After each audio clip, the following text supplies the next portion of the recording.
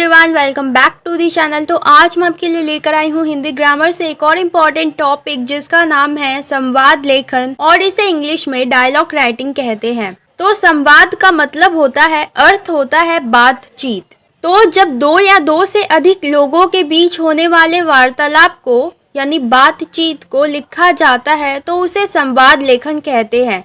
संवाद लेखन काल्पनिक भी हो सकता है, यानी हम उसे इमेजिन करके लिख भी सकते हैं। भाषा बोलने वाले के अनुसार थोड़ी थोड़ी अलग होती है, यानी जब हम संवाद लिखते हैं तो उसमें जो हमारा बोलने वाला है उसके अनुसार हमारा जो भाषा है वो थोड़ा अलग हो जाता है। जैसे कि अगर कोई अध्यापक बात कर रहा है तो उसकी भाषा अलग होती है, अगर कोई पुलिस बात कर रहा है तो उसकी भाषा अलग होती है, और अगर कोई अपराधी बात कर रहा है तो उसकी भाषा अलग होगी। तो ऐसे ही हमारा जो भाषा है वो बोलने वाले के ऊपर डिपेंड करता है। तो संवाद लेखन में हमें कुछ बातों का ध्यान देना चाहिए। सबसे पहला कि संवाद जो है वो ज़्यादा बड़ा नहीं होना चाहिए।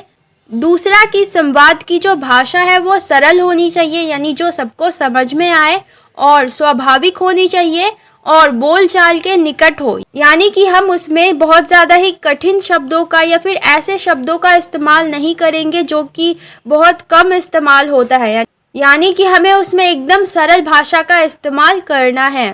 संवाद पात्रों की सामाजिक स्थिति के अनुकूल होने चाहिए, यानी अनपढ़ या ग्रामीण पात्रों और शिक्षित पात्रों के संवाद में अंतर रहना चाहिए।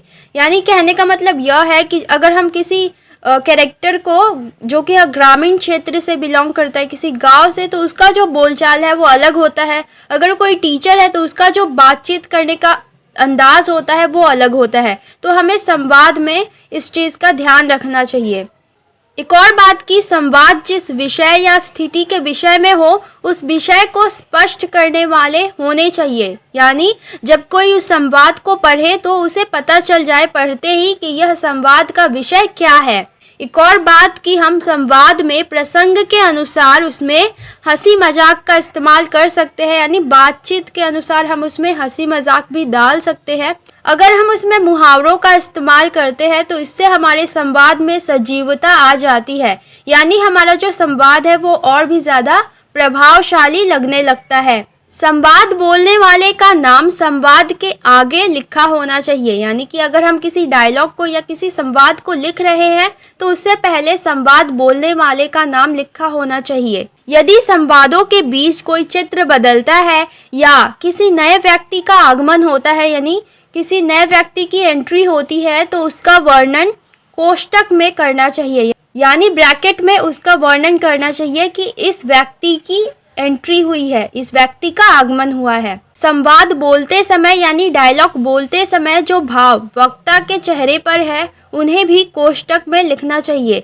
यानी अगर कोई व्यक्ति जो है वो संवाद बोल रहा है, कोई बात बोल रहा है, तो उसके चेहरे पर क्या फीलिंग है, उसके चेहरे पर क्या भाव है, उस भाव को हमें ब्रैकेट में लिखना चाहिए। देखो, जो हमारा संवाद होता है वो बहुत ही छोटा होता है, लेकिन अगर बाई चांस हमारा जो संवाद है वो बहुत लंबा चलता है और बीच में जगह बदलती है तो हमें उसे दृश्य 1 दृश्य 2 करके बांटना चाहिए, यानी कि सीन 1 सीन 2 करके बांट देना चाहिए। संवाद लेखन के अंत में वार्ता पूरी हो जानी चाहिए, यानी जब आप संवाद को खत्म करोगे तो वहीं पर हमें साफ साफ दिखना चाहिए कि जो बातचीत है वो खत्म हो चुकी है। तो ये तो थी कुछ बातें जो हमें संवाद लिखते वक्त ध्यान में रखनी चाहिए। अब चलिए कुछ उदाहरण देख लेते हैं जिससे आपको संवाद लेखन और भी बहुत अच्छे से क्लियर हो जाएगा। तो हमारे पास विषय है यानी टॉपिक है, दो मित्रों के बीच वार्षिकोत्सव पर संवाद लेखन। वार्षिकोत्सव यानी एनुअल फंक्शन के ऊपर दो मित्र जो है वो बातचीत कर रहे हैं, तो इस पर हमें संवाद लिखना है। तो चलिए लिखते हैं। तो पहले मित्र का नाम है अर्जुन और दूसरे का नाम है अंकुर। अर्जुन: अंकुर, आज तुम विद्यालय क्यों नहीं जा रहे हो? समय तो हो गया है।